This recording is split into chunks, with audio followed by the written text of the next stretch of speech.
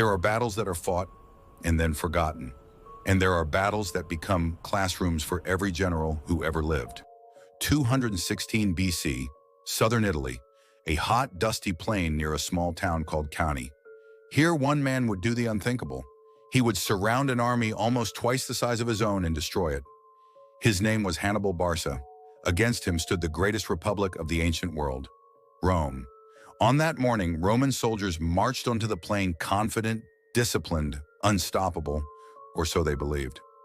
None of them knew that many would never leave this field, and that their defeat would be remembered for more than 2,000 years.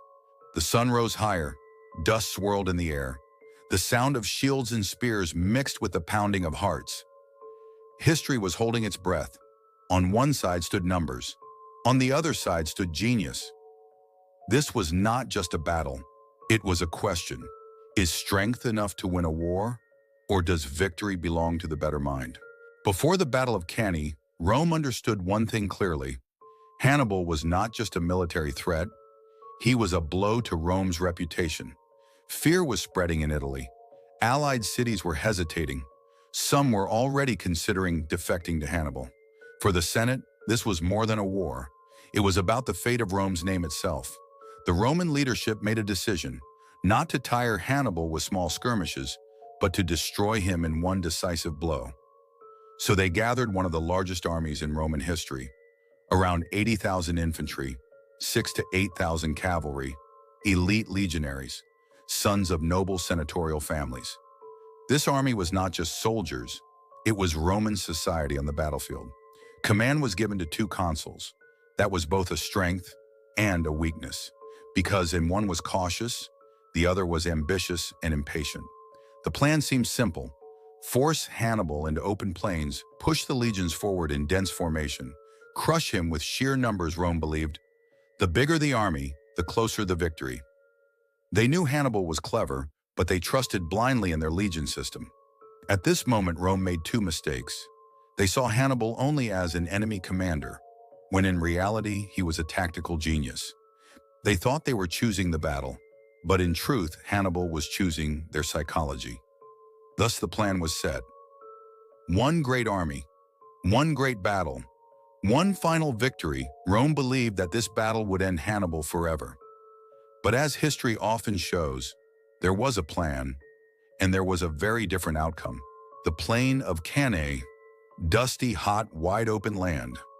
When Roman commanders saw it, they thought, this is the perfect battlefield for us. A broad plain meant space for legion formations and an advantage for heavy infantry. But Hannibal saw something else. The morning wind was blowing toward the Romans. Dust rose and filled their eyes. The rising sun shone directly into their faces. The battle had not begun yet, but Rome was already getting tired. As the two armies drew closer, the noise grew. Armor clashing, horses whinnying, war horns shouted commands. Yet beneath all this noise, there was something invisible: tension. Rome believed it would destroy Hannibal today. Hannibal believed Rome would destroy itself today. When the armies deployed, an interesting picture appeared. The Romans formed a deep, dense mass. Their thinking was simple. The tighter we push, the faster we break them. Hannibal placed his weakest troops in the center. It looked like a risk. In reality, it was part of the plan. He arranged his army this way: a central line that would slowly fall back, strong wings on both flanks, cavalry waiting to strike from behind. As the Roman legions marched forward, the ground seemed to tremble. Both sides knew this was not just another battle. This was a battle of destiny. On one side stood pride. On the other stood calculated intelligence, and now swords were about to be drawn. The battle was about to begin.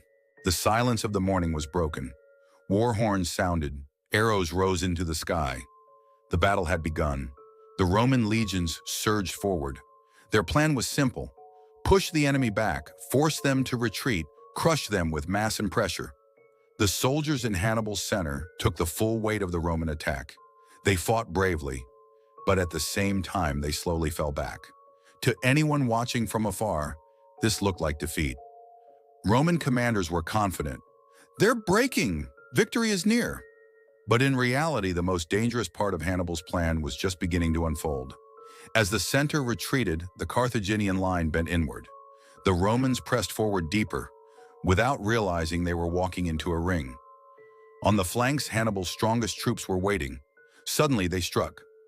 From the right, from the left, and finally, cavalry from the rear. The Roman legions were trapped in crushing density. No room to raise shields, no room to swing swords. Screams, horses crying, clashing armor, dust and blood. And at that moment, the Romans understood. This was not a normal battle. This was a trap. There was no way to pull back, no space to escape. The plain of Cannae was no longer a battlefield. It had become a closing circle. And in that moment, history was written. Rome had superiority in numbers, but lost in strategy. This was the most terrifying moment of Cannae. The Roman army was still fighting, but it had already lost without knowing it. Hannibal's tactic looked simple, yet it was perfectly lethal. Phase 1, the retreating center. Hannibal placed his weaker troops in the middle. Their mission was not to win. Their mission was to pull the Romans forward. As they fought and slowly fell back, the Carthaginian line bent into a crescent shape. The Roman legions pushed deeper, convinced they were winning. "They're running! We're breaking them!" In reality, the Romans were marching straight into the center of a closing circle. Phase 2, the closing flanks. On the right and left wings, Hannibal hid his strongest infantry. The moment the Romans pushed far enough, those wings suddenly swung inward. Now the Romans were being crushed from two sides. Infantry from the right, infantry from the left. But it still wasn't over. Phase 3, the blow from the rear. Hannibal's cavalry defeated the Roman cavalry, turned back and closed the rear of the Roman army. Now the situation was enemy in front, enemy on the right, enemy on the left, enemy behind. The Romans were no longer on a battlefield. They were inside a complete encirclement. This tactic entered history under many names: double envelopment, pincer movement, the Cannae maneuver. The legionaries were packed so tightly they could barely move. There was no space to swing a sword. Some even died by suffocation, not blades. This was no longer a test of skill. It was the destruction of space itself. Hannibal's goal was not simply victory.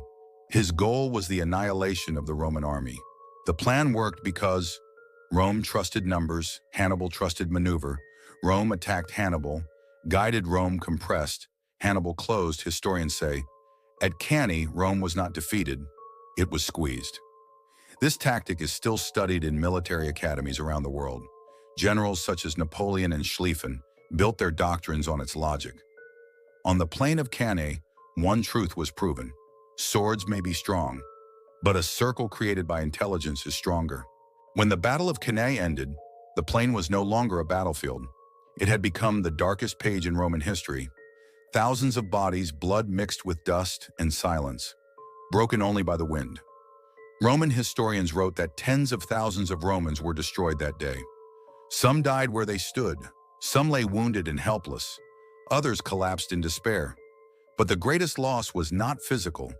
Rome did not just lose an army, it lost its sense of invincibility. Gates in the city were closed. Women wept. Panic spread in the Senate. Some said, Rome is finished. But here the most important truth about Rome appeared. Rome fell, but it did not crumble. They had not defeated Hannibal, but they defeated something else, their own fear. After this catastrophe, Rome chose a new path, more cautious planning, wiser generals, patience instead of pride. A long war of endurance, they understood. They could not outfight Hannibal in open battle. They had to exhaust and isolate him.